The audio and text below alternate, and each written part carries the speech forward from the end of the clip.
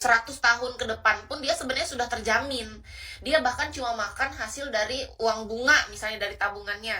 Nah, dari situ menurut Kis, kalau dia tetap bekerja, artinya memang orangnya produktif. Dia memang hobi aja, produktif, aktif, energik orangnya. Dia pengen tetap sehat dengan hal yang bermanfaat. Nah, itu impianku sih sebenarnya. Cuman sekarang belum terlihat tuh. Itu sebenarnya impianku. Apa itu impian kalian juga? Karena itu impianku, cuman aku belum berada di titik itu, teman-teman. Aku masih jauh. Hmm. Iya, bukan gila harta. Kalau orang melakukan itu adalah orang yang produktif, aktif, energik. Dan dia dengan sadar melakukan itu ya karena dia suka aja melakukan hal yang bermanfaat menurut Kis.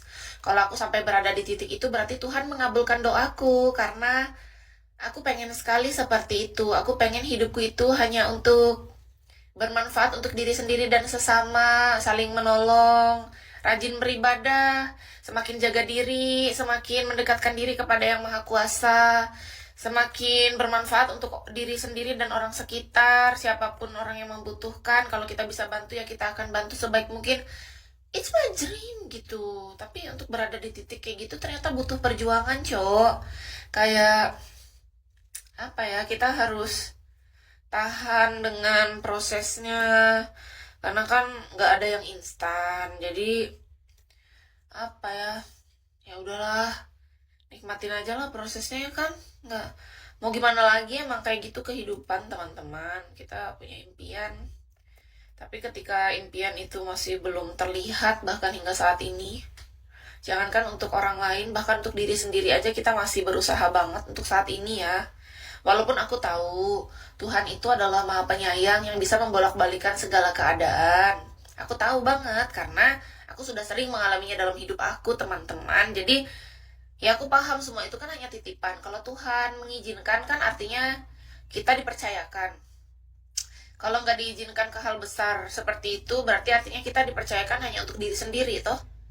Jadi saat ini kayaknya aku diajarkan untuk berlatih mencintai diri sendiri, bukan mikirin orang terus, kayaknya gitu kak. Aku merasa deh 7 tahun kesendirian aku ini kayaknya aku tuh dipaksa keadaan untuk berlatih mencintai diri sendiri, karena kayaknya Tuhan tahu aku tuh tipe orang yang kalau dikasih banyak aku tuh sudah lupa sama diri sendiri, malah sibuk melihat orang sekitar aja. Nah dari situ akhirnya Tuhan sengaja kayaknya membuat aku di titik yang kalau aku nggak melihat diri aku sendiri, ya gimana, karena keadaannya dibuat sedemikian rupa supaya aku jangan lihat keluar, supaya aku jangan sibuk mikirin orang dulu, biar aku harus lihat diri aku dulu gitu kayaknya, untuk membuat pondasi hidup dari dalam diri kita tuh kokoh dan kuat seutuhnya.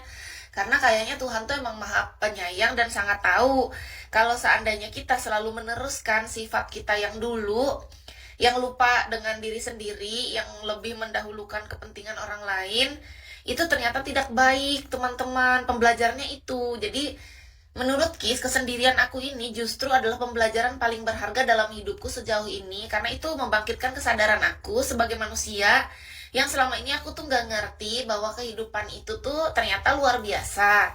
Tuhan itu sangat baik, alam semesta juga sangat baik. Tuhan sangat ingin membuat orang yang sangat dia kasihi itu mengerti bahwa betapa berharganya dirinya. Kita tuh diciptakan seberharga itu, ya Salom ya.